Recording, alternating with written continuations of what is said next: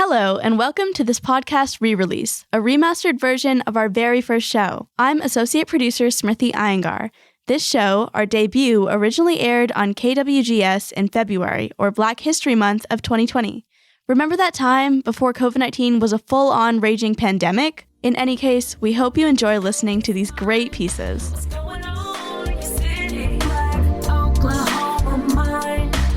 Welcome to Focus Black Oklahoma. I'm Arielle Davis. And I'm Kolby Webster. Gentrification, eminent domain, big strategic land buys, and more are affecting Tulsa's downtown and adjacent neighborhoods. I sat down with Becky Gligo, the Housing Policy Director for the City of Tulsa Mayor's Office, to touch on the basics of connecting neighbors, organizing, the characteristics of strong neighborhoods, and addressing their concerns. If you could touch on what makes these inner ring neighborhoods so important to a thriving downtown that is changing so much. Yeah, I mean, one, they are, to me, the historical heart of Tulsa. When you drive through these neighborhoods, you see Tulsa history unfold in front of you. These are beautiful homes. These are homes that I've met a lot of people who will tell me, my grandparents lived at this house. So they're part of the identity of the city.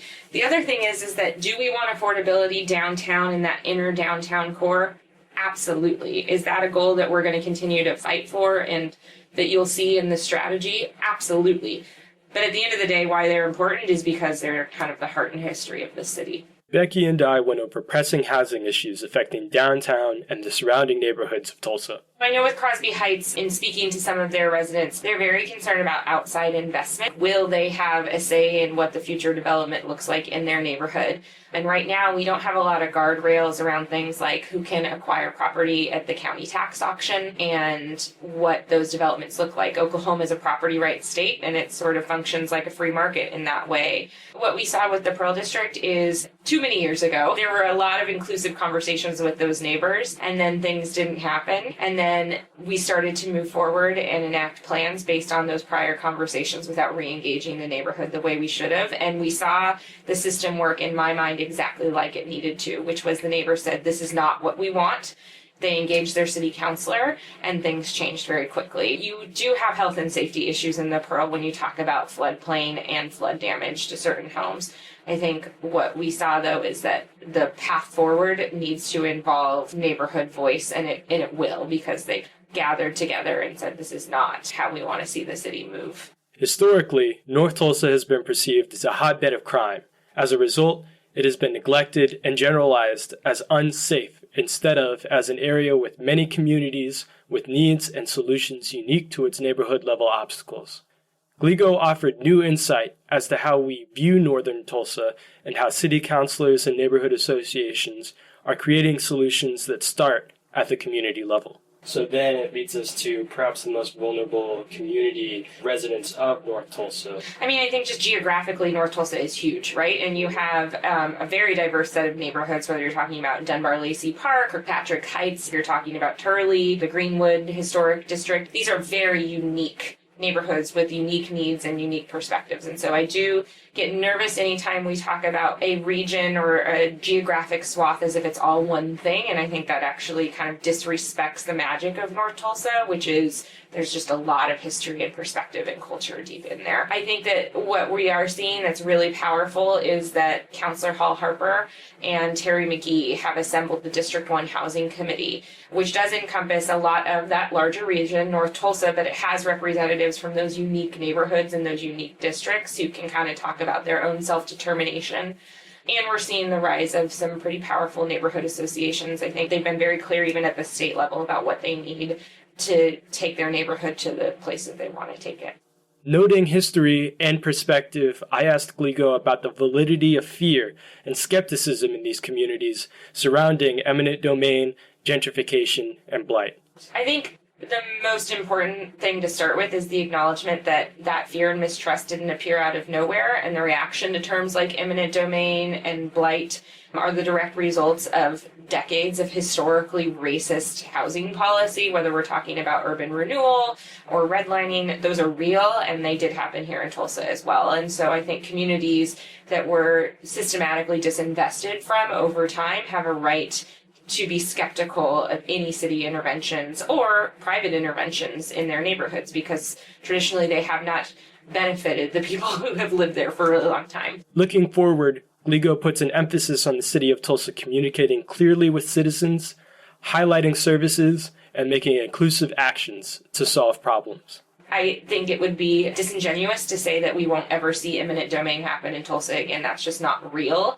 But what the city has stepped back, and I think TDA has also stepped back and has really made a commitment to that I think is important, is that eminent domain would always be a tool of last resort, that it would only be used in cases where the city councilors approved, where the community had a say in spaces that it might be implemented, and that when we talk about things like blight, we need to be very clear that these are unoccupied units. So I know that there's fear, if I own my home and maybe it's been in my family for generations, but I don't have the resources right now to fix the roof, are you going to take that away from me when this is something that we've held on to? It's precious to us in our history.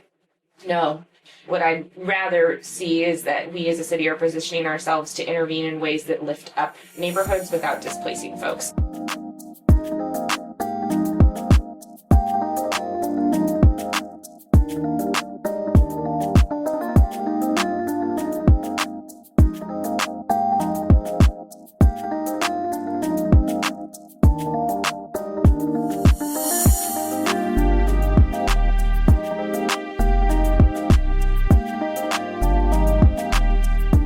As the nation gears up for the 2020 election, immigration is a topic on many voters' minds. And while the conversation can be contentious, not every immigrant has the same backstory or point of origin, as we hear in this next piece from Anissa West. Public discourse about immigration often suggests that DACA recipients are only people who entered the U.S. unlawfully from Central America. Of the nearly 700,000 reported DACA recipients, the vast majority are from Mexico and other Central American countries, but nearly 100,000 are not. Nearly 5,000 are from countries in Africa. I recently sat down with a DACA recipient from Ghana who resides in northeastern Oklahoma. To protect her identity, we'll call her by her traditional name, Payan. She is a primary caregiver for her twin sister, who has special needs and is also a DACA recipient. Payan describes their immigration status as documented as opposed to undocumented. The average American might describe them as dreamers. So being documented has honestly changed my life. Before, I couldn't work. I was in college, and I was a dependent on my parents' visa status. And for us, the next step for that would either be to get our green card or apply for that visa or a visa, which would probably be an F1 student visa. The impact of DACA on my family and I, specifically my twin sister and I, is that we're able to live a normal life. We're able to work. We're able to pay our taxes. We're able to tithe. We're able to participate in community events and volunteer our time. Obviously, can't vote, but I love to help and encourage candidates. I'm very active in political circles, and so just showing different perspectives of the different kind of people that we have and showing how we can still thrive in communities. So DACA has allowed me personally to thrive, and it has allowed my twin sister to be less invisible. I say this because she is a Black woman, she's an immigrant, and then she has special needs. And so that is 3 times being invisible. And for her, having the possibility or the advantage of working, paying her taxes, being able to purchase things, allows her to be seen, allowing her to have a community with the people that she wants to be communal with. And then also seeing me thrive in the professional world or seeing her thrive in her professional world, it's honestly very helpful. Unlike its predecessor, the DREAM Act, DACA, or Deferred Action for Childhood Arrivals, does not provide lawful status or a path to citizenship. It's very unnerving sometimes because it threatens our livelihood. And right now, I'm sure you can see that people with DACA have become a bargaining chip for politics in D.C. And we would like for them to understand and know that we're humans, we're people, we're not pawns. We have lives, we have families, and we've invested so much of ourselves for years. The average DACA-minted person has at least lived in the U.S. for 10 to 15 years. And we've poured that much of our lives into this country, and we deserve a right to a clear path to citizenship so we can continue to grow and continue to invest in this country that we call home. Although most Americans use dreamer to describe people who are documented, as Payan points out, that term is not one size fits all. Yes, dreamers is a very nice posh word to categorize a group of people that are very resilient, but they're go-getters, they're trailblazers, and they're world changers. And if this country doesn't recognize that and find ways to keep them, good ways to keep them and show their value, these people are going to go to anywhere else in the world and they're going to thrive because that's the kind of people they are. You can't knock them down. So dreamers is nice, but trailblazers is better. For Focus Black Oklahoma, I'm Anissa West.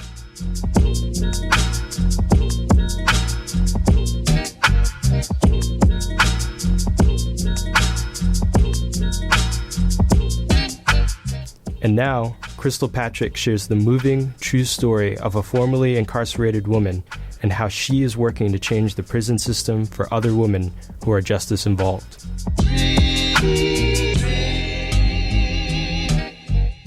The state of Oklahoma leads the nation in the number of incarcerated women. Demaria Monday is a community activist and also a formerly incarcerated woman. I rode the Greyhound bus when I was released from prison. I relocated to Oklahoma. I had a federal case for conspiracy to distribute 50 grams or more of cocaine base, also known as crack. So I had a 10-year mandatory minimum sentence as a first-time nonviolent offender. And so at the end of my sentence, I was coming home and I wanted a change, and I came to Tulsa. What have you been doing since you've been out of prison? I've been doing everything. Some of the things that I've been doing, because I came home from prison, and my first thing was to get my child, because I had a child before I went to prison that I was separated from. You know, I left him when he was 6 months old, and I didn't get him back until he was 8 years old. Wow. Yes, and so my first goal was to work and to get a place. And so I got a place, and I was able to reunite with him. And then I started going to school, and I got a degree. I have an associate's in business administration. And then also I have a bachelor's in entrepreneurship from Oklahoma State University. Of all the many injustices Ms. Monday witnessed while incarcerated, one in particular led her to co-author legislation with Representative Regina Goodwin. House Bill 3393 is Oklahoma's anti-shackling bill. The practice of shackling pregnant women is reminiscent of the days of slavery. So I wasn't shackled during childbirth. I had my baby before prison. However, you know, just to know that happens and to hear another woman's pain and to think about how our ancestors were shackled and chained on the slave ships, you know, I felt compelled to do something. And so I told Representative Regina Goodwin about it. And I kept sharing more and more stories with her so she would know that it was real. And there was a time span of 20 years where it happened to women of all colors. And so she knew it was real. And so from there, then HB 3393, that's how it came about. And so HB 3393 was a grassroots organized effort. And so it was the power of the people that got the bill passed. The bill doesn't just prohibit shackling. It also mandates that women can have access to a doula, a clergyman, or a family member while in childbirth. Just so women don't have to endure childbirth alone. This bill had some opposition. I heard one of the representatives he asked Representative Goodwin, he said, now, what if they're on drugs and they're crazy and they try to bite your head off because they're in labor? And it's like, so you picturing this woman as an animal that's capable of biting somebody's head off because she's in labor? Did your wife bite your head off? The main thing was about shifting the perception that we are still women, regardless if we are incarcerated, that I am a woman first. And just because I go to prison doesn't mean that you strip me of my dignity and my humanity. The successful passage of House Bill 3393 has inspired Ms. Monday to continue to fight to bring dignity to incarcerated women. Though progress has been slow, Ms. Monday remains hopeful about the changes Oklahoma is making. Yes, Oklahoma has a lot of work to do to catch up. However, I'm excited to be a formerly incarcerated woman leading the movement. And everything that I'm doing is connected to a larger movement because I'm connected to other people in different places, other formerly incarcerated people in different places that are doing what I'm doing. All the bills that I've worked on have had influence, or they've been crafted by formerly incarcerated women. For Focus Black Oklahoma, I'm Crystal Patrick.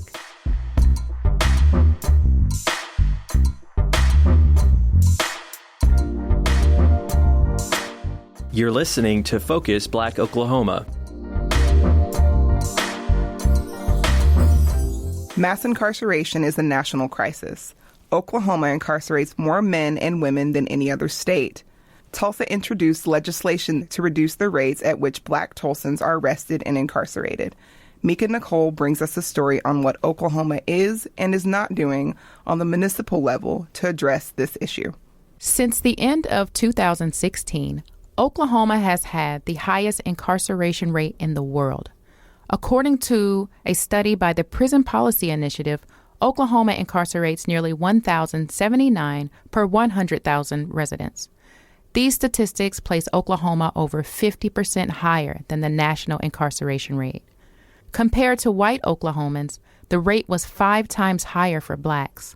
In an effort to address this disparity, in January 2019, Tulsa Mayor G.T. Bynum proposed the creation of the Office of Independent Monitoring, or OIM. In September 2019, Bynum asked city councilors to pull his OIM proposal due to a lack of support from a majority of city councilors and some community leaders. North Tulsa resident and community activist Raynell Joseph believes that the OIM would have helped establish trust between police officers and the Black community.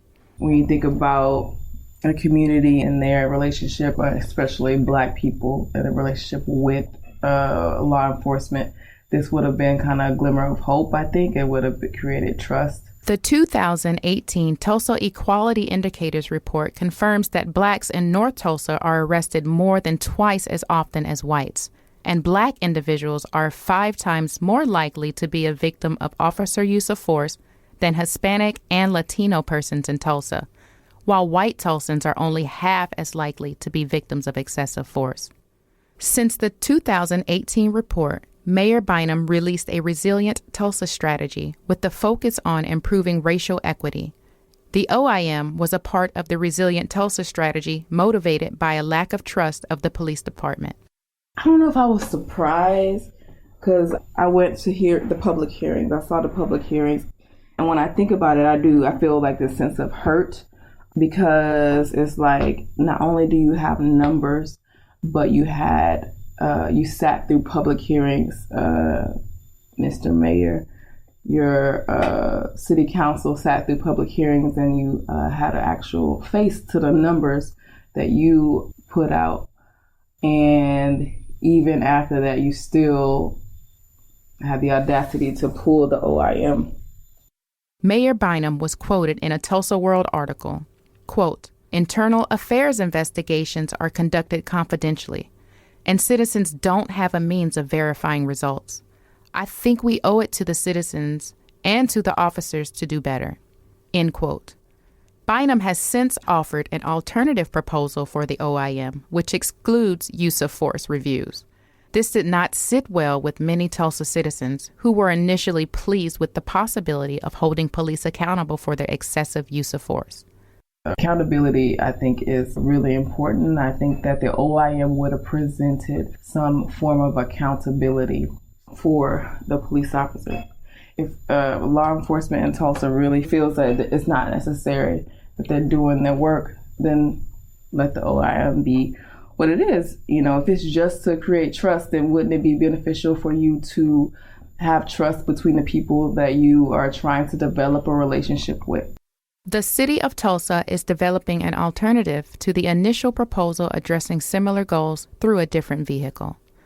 For Focus Black Oklahoma, I'm Mika Nicole.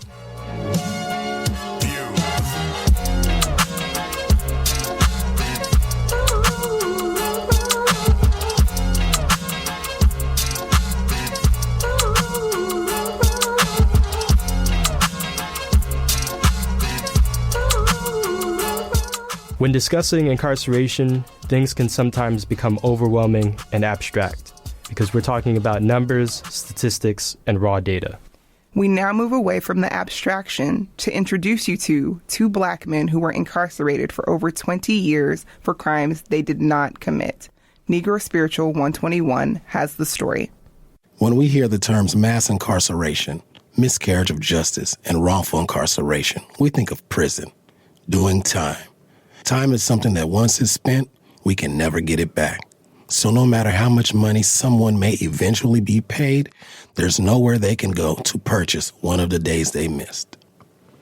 On the sunny afternoon of July 19, 2019, I met with Malcolm Scott and DeMarco Carpenter, two men arrested in Tulsa and wrongfully convicted of murder. They barely escaped spending the rest of their lives in prison. First, we hear from DeMarco, then Malcolm chimes in. We were charged with murder, 2 counts with shooting with intent, and using a vehicle to facilitate discharge of weapon. We had a life sentence for the murder, 75 years for each shooting with intent, and 20 years for the using the drive-by, basically, the using a vehicle to facilitate a weapon. Yeah, so that's a life in 170 years. Yeah. All consecutive. All consecutive sentences. Yeah, that's important that you know, because that's basically saying you gotta, die through this life sentence, wake back up somehow and go do 75 years, die again, get back up and do another 75 years. When Malcolm and DeMarco explained the charges and the structure of their sentence, it felt like the air was being sucked out of the room. Both of their demeanors changed as they explained the hopelessness of surviving the sentence. This instinctively made me wonder, in such a bleak situation, where or how did they find the hope to continue to fight for their freedom? We hear from DeMarco, then Malcolm. I just had to keep pushing, but definitely, I was raised with my grandma. She was a God-fearing woman, and, I just had my faith. My faith, it just, he says it all the time. Yeah. What did your mom? Okay. God helps those who help themselves. I mean, it's some words that I live by. It's words that I survived through. You know what I mean? Like, it was like basically telling me, when I finally understood what she was saying. She told me for a long time, but when I finally understood, we went through the trials and tribulations of basically growing up in prison. You understand what I'm saying? We come from teenagers to grown men. So we grew up in prison. There's no other way to put it. And during those growing stages, you go through those rough parts, right? It's like when you're growing a beard out or you're growing your hair out, it's going to be a little fuzzy and a little raggedy, at first. But once it gets really long, it's really nice. You know what I'm saying? It's full and you can trim it up and it looks really good. But that growing stage, that raggedy, rough stage that you go through, and we went through that part, and then through those years, I couldn't hear what she was saying. All I knew is I was angry. I was upset about the situation. Why am I here for something that I didn't do? Like, they know that we didn't do this. Why are we here? And it was that constant, struggle and frustration to prove that, and get free. And through that time, you go through those rough spots. And it's like, when I finally got to that point where it was like, man, this path that I'm going through to try to show that I'm innocent is actually not helping me at all. Like, this is not helping me show my innocence by, getting into trouble and, having so many issues and being angry and being frustrated and all these things right here. These things are not feelings and thoughts that are going to help my situation at all. It's not going to get me closer to exoneration. It's not going to get me any closer to freedom. Malcolm explained how their anger and confusion for being wrongfully convicted manifested in acting out in prison, breaking the rules. One could argue they shouldn't have been forced to follow those rules in the first place. Still, Malcolm realized he wasn't bettering his position by getting in trouble, and this was the turning point. I actually met Malcolm when I myself was incarcerated.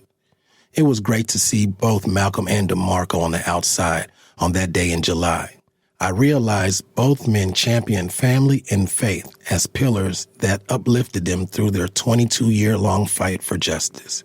However, they did not leave their fate solely in the hands of family or faith. Here's Malcolm. Sitting up here angry and mad about it is not going to change it. What are you doing to make those changes? You know, what are you doing? Like, what type of steps are you taking to actually prove your innocence? And I had to ask myself that. Like, what are you really doing?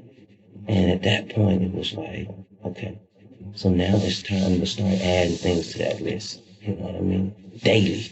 Make it your daily objective to find ways to help yourself prove your innocence. I had a lot of days to add up. You understand? But eventually adding up so many days. And with this man on the other side, adding up days as well. You know, we took on that same mentality. Like, bro, we can't just accept this. Every day, I don't care if it's a small step. Make a step towards proving your innocence. Make a step towards making yourself free. Everything you do, from educating your mind, you know, from acts of kindness to constantly thoughts. I mean, from the letters to the, you know what I mean, to the phone calls, to the little videos we would make on YouTube that my brother made, the books, you know what I mean, the writing constantly, just finding ways, you know what I mean. It's just those little pieces that came together eventually, you know what I mean, that got us to a bigger point, and we could finally found some people that would give us assistance to help us. But dude, it didn't just start from that. You know what I mean? People have to understand it just didn't say, oh, well, the Innocence Project came along and all of a sudden they got proved innocent. No, that wasn't as simple. They forget about all the work we did before, what was it, 2012 when they came in? 2011. Yeah, 2011. We were already in there, remember, since 1994. So there was a lot of building that went on before 2011 even got there. They were only there the last 5 years. We still had to build, you know what I mean, build that foundation from the beginning to be for them to even be willing to look at what we had. If we weren't already building and we had nothing to bring to them, I mean, what can we really do for you guys, is what they would have been saying. You don't have anything to show that you're innocent. Through Malcolm and DeMarco's story, you hear the dichotomy of faith versus reality. Faith that they would see freedom again versus the reality that they had already been in prison for 2 decades on a life plus 170-year sentence. Malcolm clearly states how it was a thought and a mind shift that propelled their case forward. I propose to you it was at this point where they lined up their faith with their reality. At the intersection where a person's reality collides with what they believe, we see the impossible become possible and history is made. For Focus Black Oklahoma, I'm Negro Spiritual 121.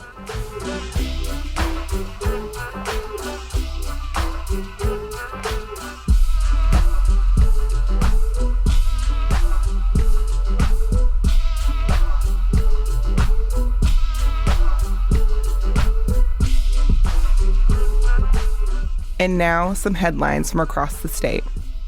The Tulsa mayor's office has named Wendell Franklin as the new police chief. Franklin is the first black police chief in the city's history and comes into his role at a time when racially biased policing is a major issue. Chief Franklin is a Tulsa native and has been on the police force for over 2 decades. An Oklahoma bill that resembled stop and frisk legislation will not be enacted into law. The bill was proposed by Republican Representative David Smith from McAllister. Smith was not happy with the way the bill was written and worked to ensure that it was not moved to the House Judiciary floor. Peter Gade, the Director of Graduate Studies at the University of Oklahoma's School of Journalism, shocked students by equating use of the N-word to the popular ageist expression, "OK Boomer." The professor, who is also white, used the slur in full to make the comparison while attempting to discuss changes in journalism related to technology and social media. Over the last 5 years, several racially insensitive incidents have occurred at OU. Former Oklahoma Representative J.C. Watts is launching the Black News Channel to fill the gap between African American interest channels in mainstream cable news networks.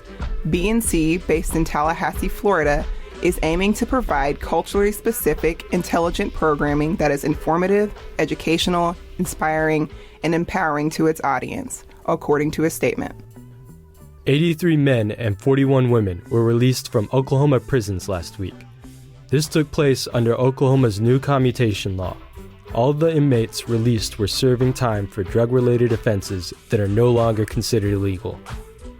Last Thursday, Governor Stitt announced Oklahoma is set to resume executions by lethal injection. The state has not enforced the death penalty since 2014. The state will also continue to explore efforts of using nitrogen gas as an alternative tool for capital punishment. Citizens are rallying to gain support to vote yes on State Question 805. This change in policy would prevent prosecutors from implementing sentence enhancements for repeat nonviolent offenders. As the law stands today, prosecutors are allowed the discretion to add additional time to a person's prison sentence if it is not his or her first criminal offense.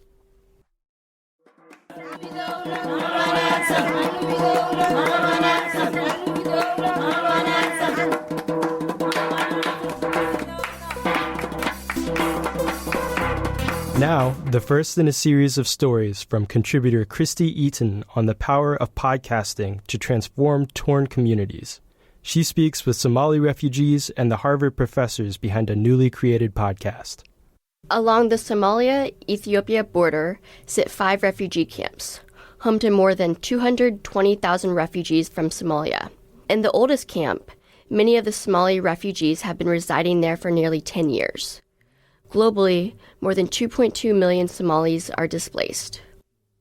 About 10 young refugees from one camp recently took part in a program developed by 2 Harvard University researchers and others to test the effectiveness of podcasts in a humanitarian setting.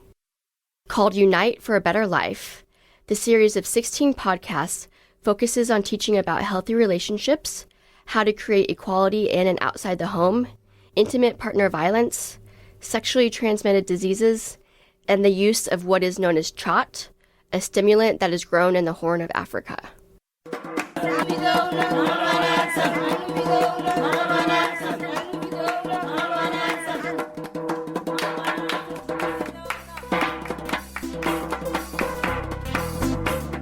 The series follows a couple, Abdi and Fauzia, as they navigate different situations, some of them lighthearted, others quite serious. The episodes also feature other guests, including academic experts. Also, each episode presents tea time, an important tradition in Somalia, meaning that each podcast allows for the enjoyment of tea during discussion. In November and December of last year, team members fanned out across one camp and conducted a pilot study on the episode's effectiveness for behavior change. Those findings will be available in the future. Dr. Vandana Sharma is one of the researchers behind the project. What's unique about this particular project using podcasts is its participatory and human-centered approach that actually empowers individuals to create solutions to improve their own lives and communities. So typically, programs that address intimate partner violence tend to involve in-person, participatory, or educational sessions. But in humanitarian settings where populations are mobile, a lengthy in-person intervention may not be feasible, and so innovation is really needed. So our team believes that an approach such as the podcast series could actually have a much farther reach, as people could download the podcasts and share them person to person. So in a humanitarian context, this means we could reach many people very quickly. Sharma notes that the refugee community members were involved in the design and implementation of the podcast and trained in digital storytelling. They were mentored throughout the process. This was really important to engage the refugee community members to create the podcast themselves, as it ensured that the content is culturally relevant and context appropriate, and includes messaging that they believe will transform gender norms and behaviors within their own communities. For senior podcaster Hoden, she believes educating women and girls is important. She has lived in one of the camps with her family for nearly 10 years and has worked and received her education. She says that when you educate a man, you educate an individual. When you educate a woman, you educate a family. For Focus Black Oklahoma, I am Christy Eaton.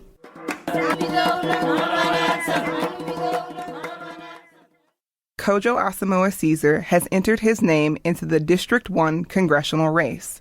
If elected, he would become the first Black person to hold that office. Kojo discussed his plans to strengthen communities by retaining untapped talent with Focus Black Oklahoma's Bracken Clark. Kojo Asamoah Caesar is campaigning to represent Oklahoma's 1st congressional district, which includes Tulsa, Washington, Wagner counties, and parts of Rogers and Creek counties. Born to Ghanaian parents, Kojo is a first-generation American, a law school graduate who early on in his campaign embarked on a 50 and 50 initiative.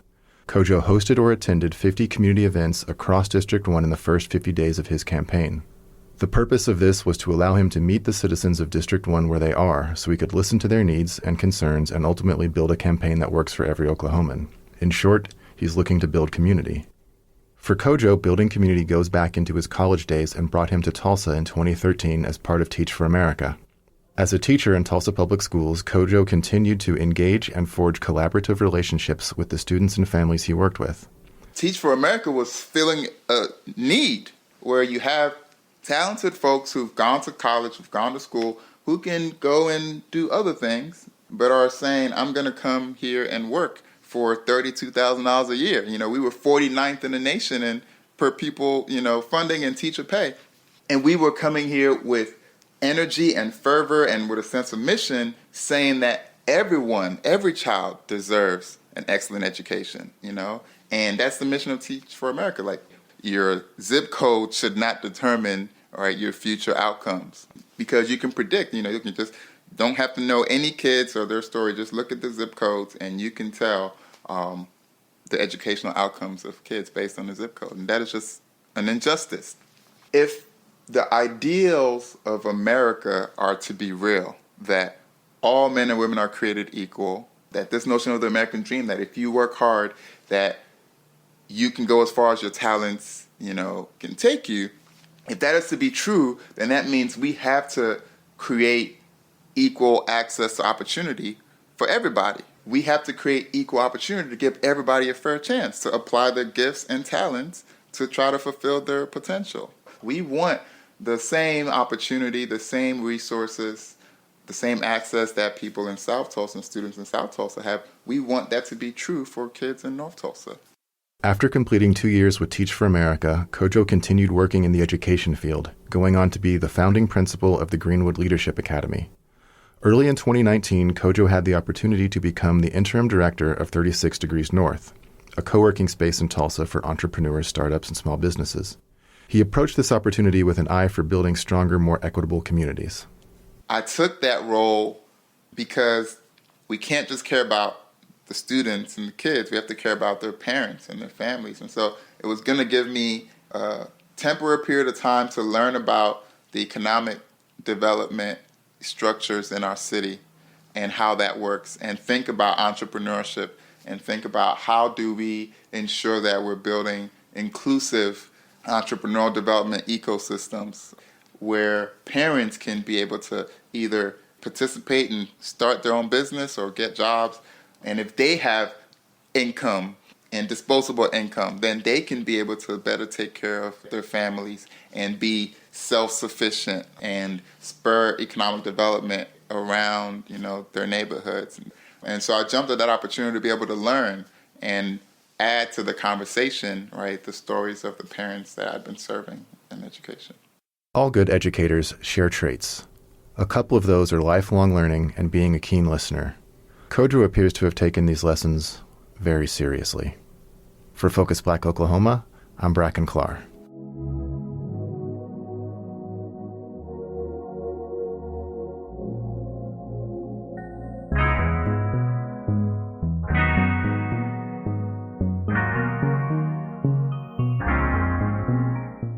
Over the last few years across the nation, Black women are starting more businesses than any other group. In Tulsa, they are opening businesses in the historic Black Wall Street district. Kiana Smith sits down with Charity Marcus to explore this story.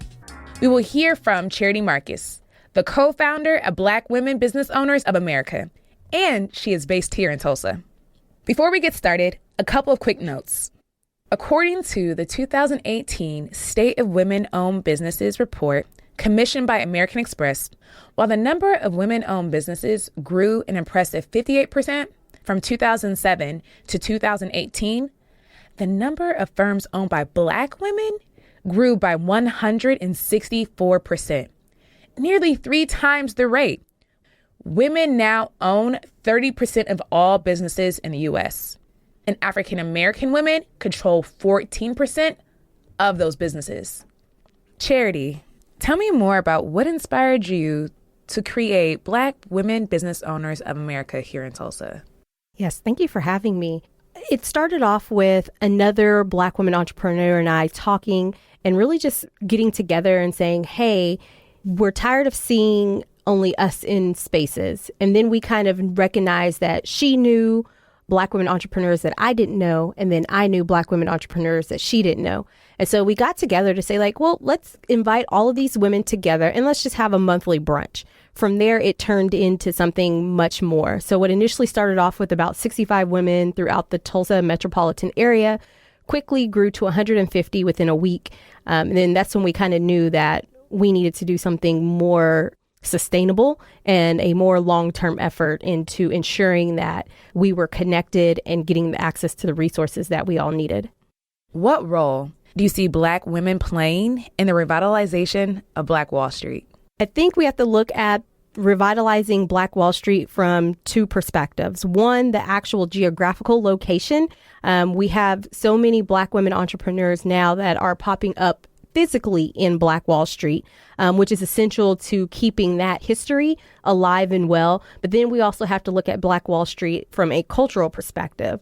When you're looking at Black Wall Street and what it means and the history that it carries, so that we can also look at how we are playing a role in that. So the McKinsey Consulting Group has a report out right now on the state of Black wealth. And it says that if Black families had the same amount of wealth as white families, it would essentially inject $1 to $1.5 trillion back into our economy, plus increase our GDP 4 to 6%. So when you're looking at Black women, who are predominantly the ones that are head of households and taking care of their families, having Black women being able to provide, it's going to help with Black wealth and also help our economy grow. What unique supports do Black women have here in Tulsa to add to this space? Well, beyond Black Women Business Owners of America, we also have the Tulsa Economic Development Corporation, which is headed up by Rose Washington. And they help people to get non-traditional loans where they normally wouldn't be able to get them at the bank. So I think really funding is key to making sure that we have the leg up in the success that everybody else has. When it comes to building funds. A lot of us are not able to go to friends and family first. So having that opportunity to go through an organization like TEDC, as well as Kiva Tulsa, which does 0% interest loans up to $10,000, that is a vital step up for what we need. And then from our philanthropic standpoint, we have some amazing nonprofits that focus specifically on entrepreneurship. So making sure that the women are getting plugged into that space as well is definitely vital. How are Black women uniquely positioned to be entrepreneurs? When you're looking at our cultural history, from Harriet Tubman to Rosa Parks to the many women that are out advocating today, we have historically been the ones to champion a lot of our cultural issues. And so I think it's time for us to shift gears and start to champion our community economics. And so we're definitely in position to do that. Not only are we the ones that mainly champion these issues and causes, but we're also the most educated class and group of people out there. So we should be able to take our wherewithal plus our knowledge and our resilience and start creating economic empowerment within our communities, and not only within our communities, but within our cities, in our state, and our country. Now, let's fast forward to 2021. Where do you see Black women entrepreneurs in Tulsa? How are they going to play a leading hand in revitalizing Black Wall Street? I see Black women, specifically here in Tulsa, playing a vital role in our commemoration. You have to remember, Black Wall Street was all about economic opportunity, economic prosperity. So now we're looking at how do we continue that legacy moving forward. And with companies like Silhouette Sneakers, with companies like AOG Real Estate, and companies like Wanda J's, Blowout Hair Salon, Rose Tax Solutions, all of these are Black women-owned businesses right there on Black Wall Street. We're already playing that role. Charity, it's been a pleasure. Thank you so much. Thank you guys for having me. For Focus Black Oklahoma, I'm Kiana Smith. Elements and elements and rights in session. Lesson about upon the block, hustling in bomber jacket. Concrete jungle where the ones who got the strength bleed less. Finally, we offer a story on Black artists, musicians, and promoters encountering discrimination at venues across Tulsa. This piece is the first in a series from our contributor, Written Quincy. A dub plus 100 to the floor on the gas. My pseudonyms are masked me. Black gloves in a couple duffel bags. Beneath the rumble, low bass of trap 808s. Kicks of foot pedals, snares, and hi-hats. Lead vocals from raspy tenor bellowing classic soul ballads, melodic call and response. DJ strategically and masterfully selecting tempos that manipulate spirits. He's a medium, a shaman of the dance floor, dance hall, dub, and house. Griot storytell from village microphones.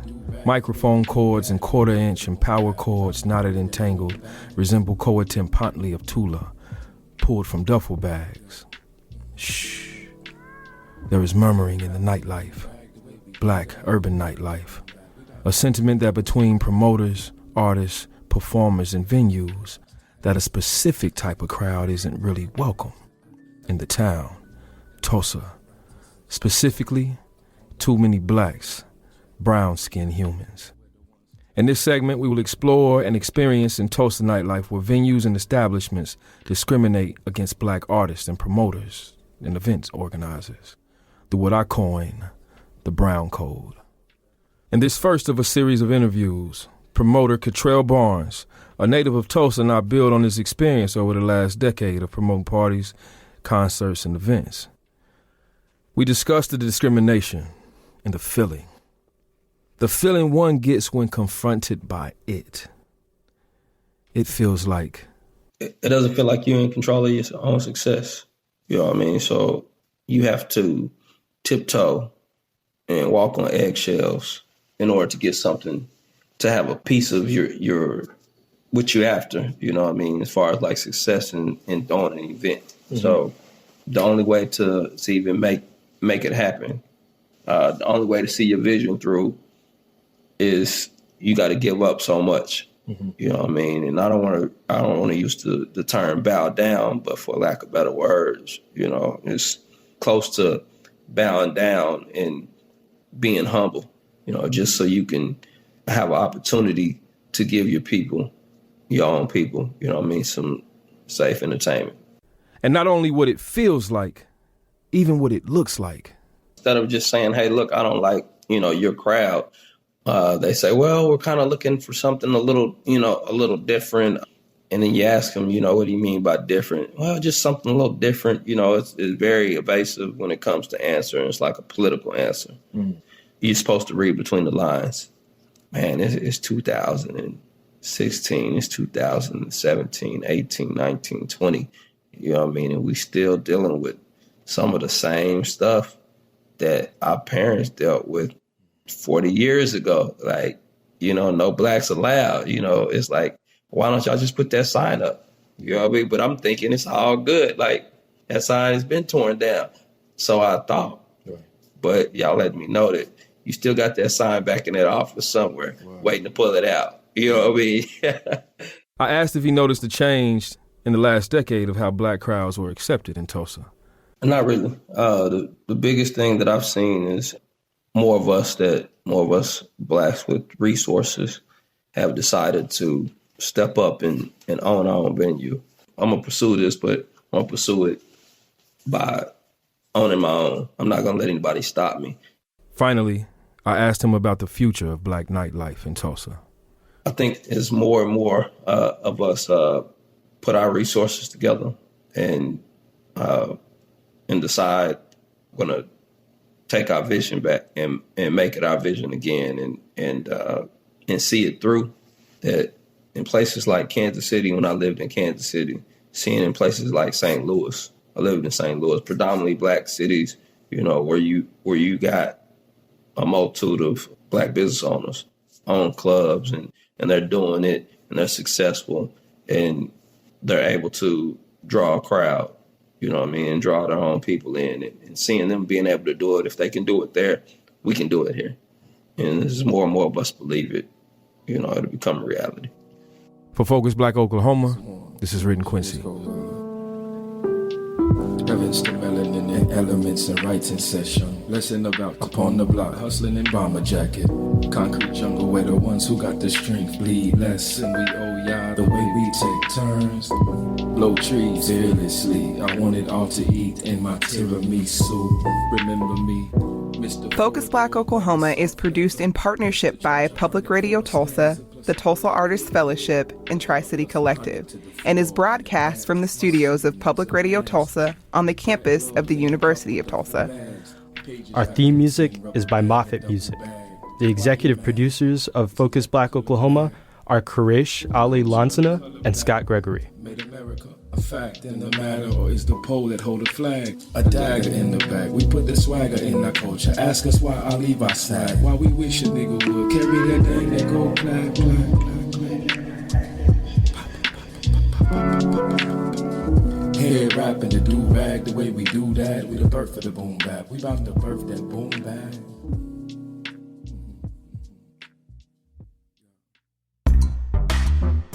Focus Black Oklahoma is produced in partnership with KOSU Radio, Tulsa Artists Fellowship, and Tri-City Collective.